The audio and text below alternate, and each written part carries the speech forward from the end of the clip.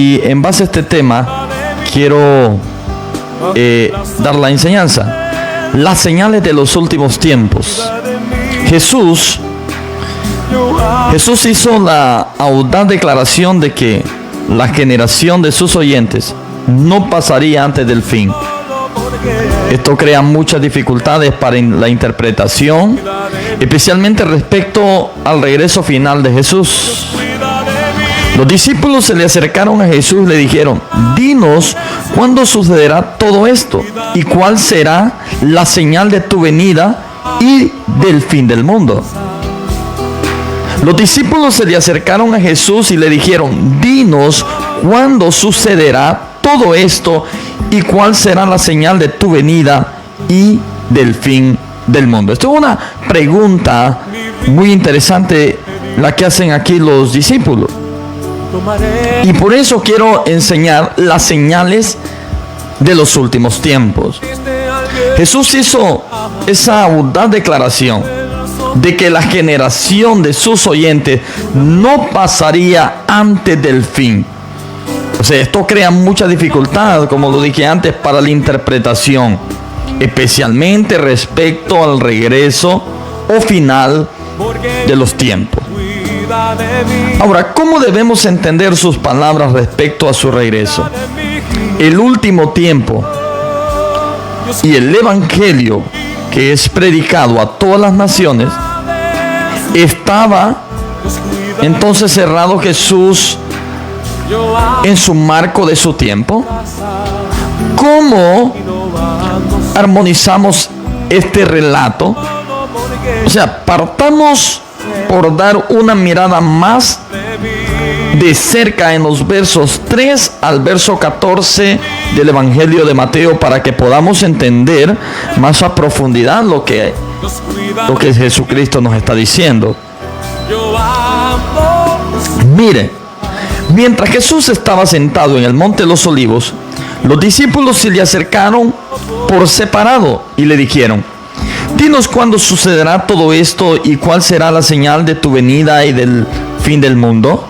Jesús les respondió: cuídense que nadie los engañe, porque muchos vendrán en mi nombre y dirán: yo soy el Cristo, y engañarán a muchos.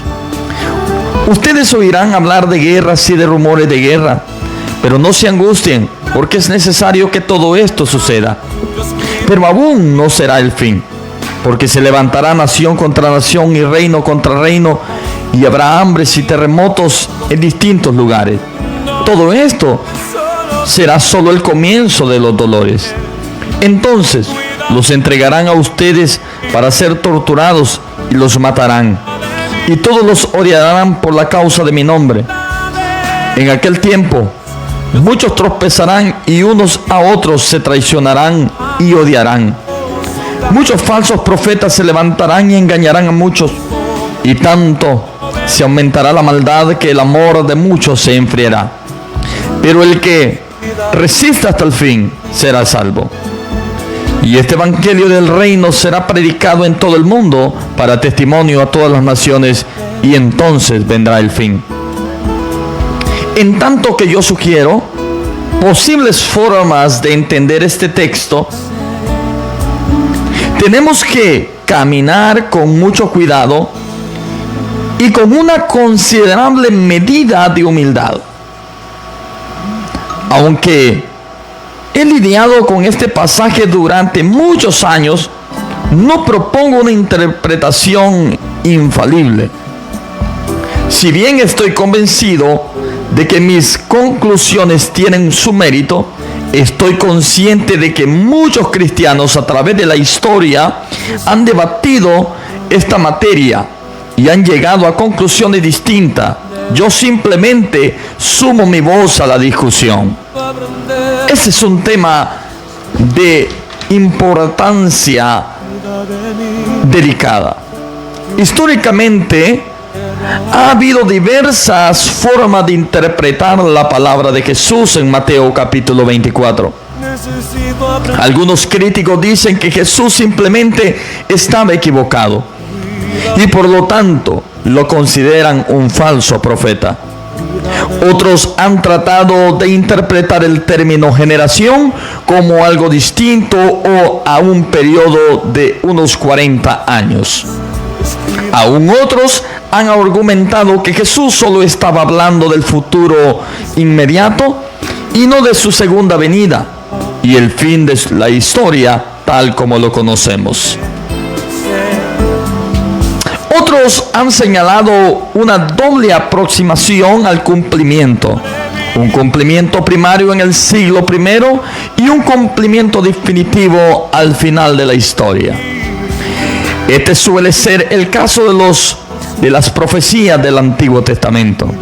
En el verso 3 dice: dinos cuándo sucederá todo esto y cuál será la señal de tu venida y del fin del mundo. El verso 3, claramente, debemos ser cautelosos al analizar la pregunta de los discípulos. ¿Qué quisieron decir con fin del mundo? En general, muchos dicen que el fin del mundo o el fin del siglo se refiere al retorno de Jesús a conformar su reino aquí en la tierra. Pero ¿podría haber otra interpretación posible?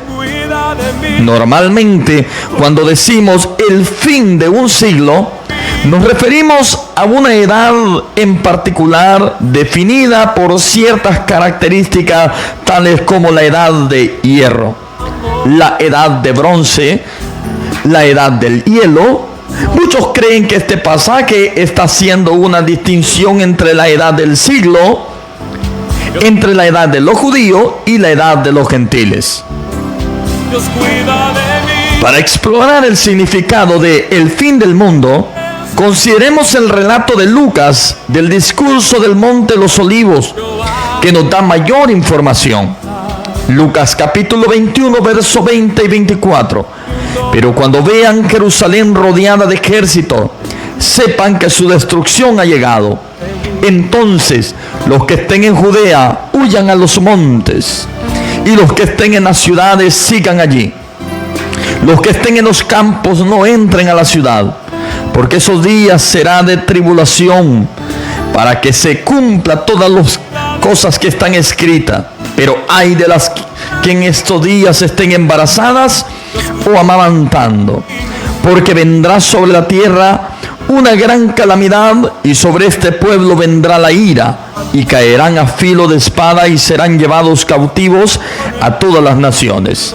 Y Jerusalén será pisoteada por los paganos hasta que se cumplan los tiempos que a ellos les espera. Jesús está haciendo una advertencia a sus seguidores, diciéndoles qué hacer cuando vieran los ejércitos alrededor de Jerusalén. El consejo que da es totalmente contrario a la lógica de la reacción típica ante un ejército invasor o un sitio militar. En el mundo antiguo, en el caso de una invasión, la gente dejaba sus casas, posesiones y huía en busca de refugio a una ciudad amurallada. Este es precisamente el motivo por la cual habían muros alrededor de las ciudades de la antigüedad. Se construían como una defensa en contra de los invasores, y de esa manera tenían la protección, la seguridad de no sufrir alguna o tipo de muerte. Como Jesús pronunció estas palabras, los muros de Jerusalén medían 45 metros de alto. 45 metros de alto.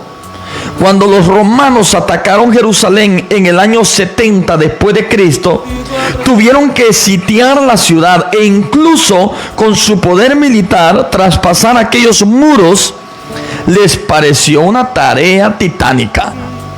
Una tarea muy difícil. 45 metros de altura. Esos muros no era fácil de derribar. El sitio duró varios meses. tanto que al final de la lucha, el monte de los olivos ya no le quedaba ningún olivo. Los soldados romanos acampados en el monte habían cortado todos los árboles y los habían quemado para calentarse. Qué interesante la palabra y el estudio. Ahora bien, pero Jesús les dijo: cuando vean la llegada de los ejércitos, no vayan a la ciudad. Vayan a las montañas, vayan al desierto, vayan a cualquier lugar excepto a Jerusalén, porque en Jerusalén no hallarán seguridad, solo destrucción. Cuando Jerusalén cayó y la ciudad fue destruida, más de 1 millón de personas fueron muertas. Pero los cristianos siguieron el consejo de Jesús y hallaron más allá de la ciudad protección. En el relato de Lucas dice que estos serán días de tribulación, lo que significa que la ira de Dios se derramó sobre el pueblo. Cuando Jesús lloró por Jerusalén, estaba llorando por su pueblo que lo rechazó y sufriría el castigo de su rechazo. Porque Él es quien cuida de mí. No podemos pasar por alto esta porción de Lucas 21 que dice: caerán a filo de espada y los llevarán cautivos a todas las naciones. Bajo la sombra de... Qué interesante la palabra del Señor. Los gentiles pisotearon a Jerusalén hasta que se cumplan los tiempos señalados por ellos, según el versículo 24 de la Nueva Versión Internacional. Todo esto aconteció. Jesús hizo una discusión entre los tiempos de los gentiles y los tiempos de los judíos. En el capítulo 11 de los Romanos, Pablo trata la cuestión de Israel, étnicos, y Dios obrará una vez más en el pueblo judío. Él dice que cuando se cumpla el tiempo de los gentiles, habrá un nuevo acercamiento al reino étnico. Nunca olvidaré cuando en 1967 vi unas noticias que hace poco las miraba en YouTube sobre los judíos que luchaban por la ciudad de Jerusalén. Cuando llegaron al muro de los lamentos, los soldados judíos arrojaron sus fusiles y corrieron al último muro del templo en pie y comenzaron a orar. Yo lloré porque lo que veía era muy asombroso. Era el cumplimiento de Lucas capítulo 21. Los eruditos bíblicos estaban leyendo la Biblia en una mano y el diario en la otra mano y se preguntaban: ¿estamos ahora cerca del fin de los tiempos de los gentiles? En el discurso de los olivos, yo estoy seguro de que cuando Jesús habló del fin de los siglos, no se refería al fin del mundo, sino al fin de la era judía, cuando cayó a Jerusalén. Concluyo la edad de los judíos, que se extendió desde Abraham hasta el año 70 después de Cristo. Eso marcó el comienzo del tiempo de los gentiles. No obstante, al responder la pregunta de los discípulos sobre cuándo sucederían estas cosas, Jesús hizo algunas advertencias. Él no quería que ellos se engañaran pensando que el fin había llegado cuando no era así. Así que les dio una lista de lo que podemos llamar señales de los tiempos. Estas eran señales que debían suceder antes que llegara el fin. La mayoría creen que Jesús estaba describiendo las señales que vendrían o vendrán justo antes de la consumación final de su reino. Entonces, tenemos una tendencia a tener mucha atención a los hechos actuales, preguntándonos si ellos presentan alguna prueba de que estamos en los últimos tiempos.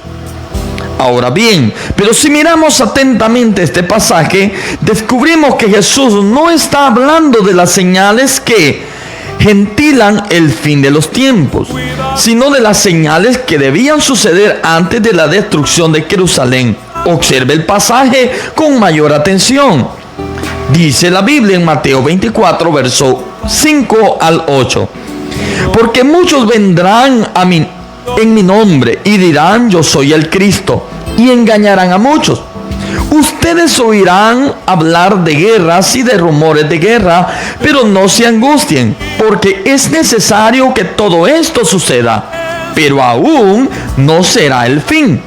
Porque se levantará nación contra nación y reino contra reino, y habrán terremotos en distintos lugares.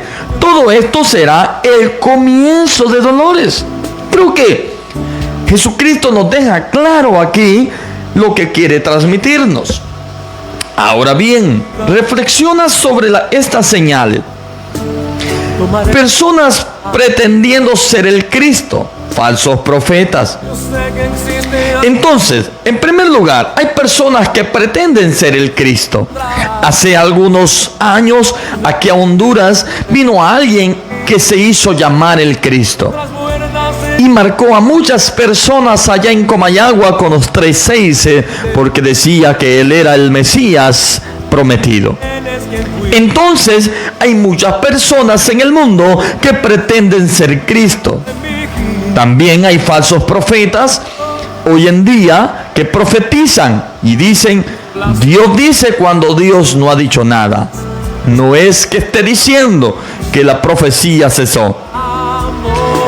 Entonces, dijo Cristo: guerras y rumores de guerra, hambres, pestilencias y terremotos. ¿De qué manera puede esto hecho ser señales? Cuando no ha habido guerras y rumores de guerra, cuando no ha habido un terremoto, cuando no ha habido hambre. Además, siempre ha habido falsos profetas y falsos cristos. Sí, estas cosas han estado siempre con nosotros. ¿En qué sentido podrían ser señales? Para que estas cosas sean señales, tendrían que suceder en una forma significativa y en un periodo significativo. Ese es precisamente el sentido de la palabra significativo, literalmente, que tiene valor de signo. El problema se complica aún más si asumimos que Jesús no estaba hablando de señales que los propios discípulos observarían, sino de señales que ocurrirían 2000 años después. Yo creo que ahora sí me entendió. 2000 años después. Ahora estamos viendo estas señales. Ahora estamos en los últimos tiempos. Ahora estamos viendo todo lo que está aconteciendo. Personas que se hacen pasar por Cristo. Falsos profetas, falsos maestros, falsos pastores, falsos cristianos, falsos y falsos y falsos. Entonces debemos de tener cuidado, mucho cuidado. Es el tiempo que el profeta dijo: maldito el hombre que confía en otro hombre. Dijo el profeta Isaías: no confíes ni con la que duerme a tu lado. Qué interesante. Porque estas cosas sean señales, entonces tienen que ser significativas. El historiador judío Jósefo escribió mucho acerca de estas señales que mencionó Jesús. Él escribió acerca de los numerosos falsos profetas entre los judíos, de los cuales muchos pretendían ser el Mesías. Él también reportó 4 severas hambrunas entre el 41 después de Cristo, el 50 después de Cristo, en las cuales mucha gente murió de hambre.